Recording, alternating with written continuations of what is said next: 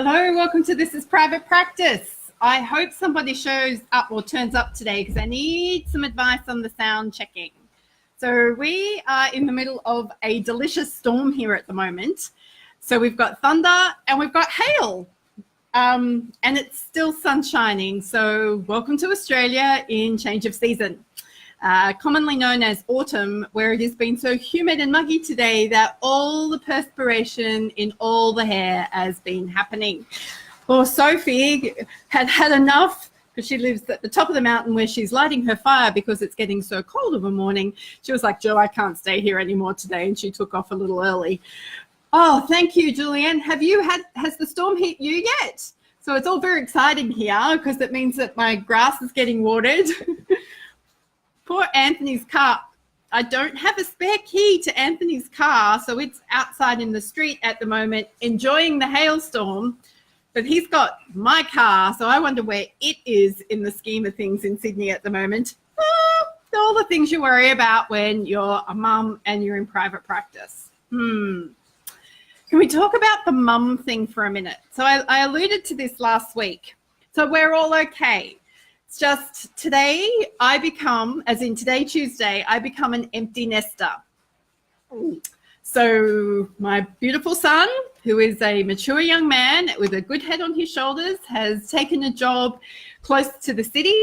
He's found a shared house to be a part of, and he's off in the next stage of his life, which is all age appropriate and is going to work really well for him. Just my mum's heart is not coping very well with it. So that was the news I was coping with last week because in my head, it's all happened really quickly, apart from the fact that he's 19. So anyone who watches this video who's had this empty nester thing happen, words of encouragement, please. Yeah, so I'm just feeling a bit odd knowing that he's on his way. He's coming back tonight for our final meal, and I don't think there's any finality to this at all. I think he'll be back. And I've already got a date lined up with him for Thursday this week. So we'll probably end up seeing each other for more quality time now that we're not living under the same roof. Just takes a little while to get your head around it as a mum, which is interesting for me because I didn't actually get to parent Anthony the way I thought I was going to anyway. So that's probably a subject for another day. So many of you may be aware that yesterday I didn't turn up for a video. I was actually really unwell. I had a horrible flare-up over the weekend, probably because this change in weather was coming, if we're really honest. And I did not realize that I could sleep quite so much. So I did all the right things by looking after myself yesterday. I worked hard at staying present and not fearing what I was going to come back to work to today, and making sure that I rested, that I took my nutrient, that I drank lots of water, and that I just didn't stress myself out worrying about what wasn't getting done. I'm still a work in progress. It's still hard for me to let people know. I had to cancel a really big marketing meeting yesterday. But you know what? It got rescheduled to next Monday. And it was like, "Oh, Joe, that's horrible. Feel better soon." Not, "You suck, you're awful, you're sacked, we're never working with you," which apparently was what was going to happen in my head. And another organization has taken our proposal and it's been able to move it up the food chain of decision making. I wasn't needed for that either, so that's pretty cool. And then I started to freak out about the fact that I wasn't needed. So lesson there for all of us high achieving, ambitious business owners is we will always find something to worry about.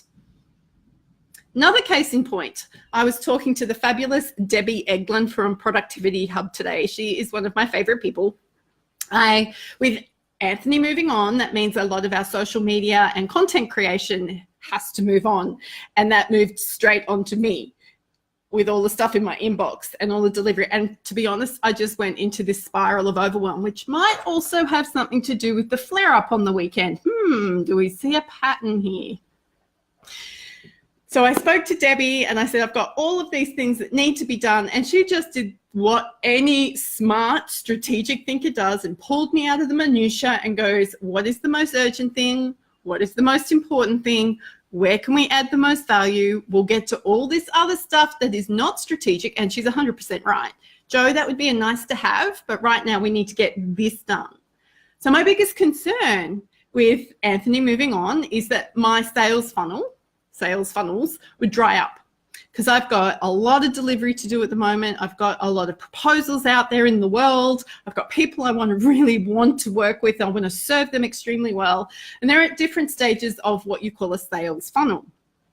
But if you don't invest time in putting new people back into your sales funnel, then once all the people have been moved through your sales funnel, hopefully working with you, then you need more people to come through, because people don't stay with you forever. Have you noticed?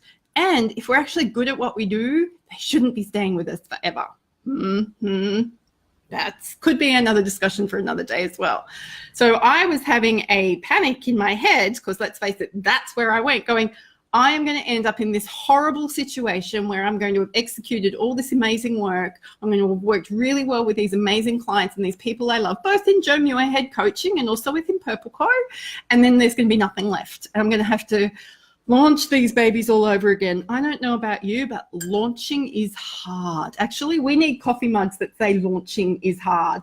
I don't know anyone who enjoys launching, especially online launching. In fact, I have a lot of people of notoriety in our industry who chat to me going, I wish I never had to launch again. It's got to be a better way. Seriously, this launching thing, it kills people. I'm pretty sure it is the cause of a lot of chronic illness. Just saying that.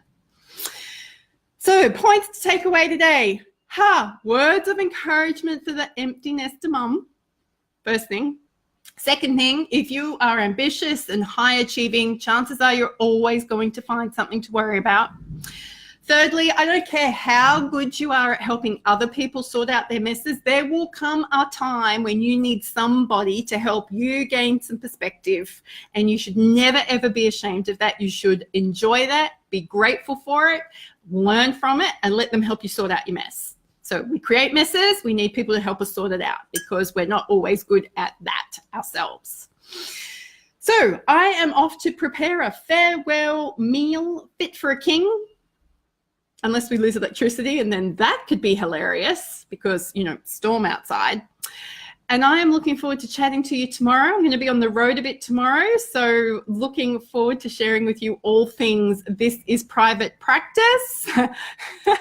No advice on the empty nesters. That's from a mum in another state. Yes, I get that. So I'm just letting you know this is something that you can look forward to, Julianne. I know your little people are little, but Kelsey Pope's mum is in this community, so she left the nest. So we know that they're okay. So we know it's okay. He'll be okay. If not, I don't want to know about it. All right. Until tomorrow, go be your awesome self.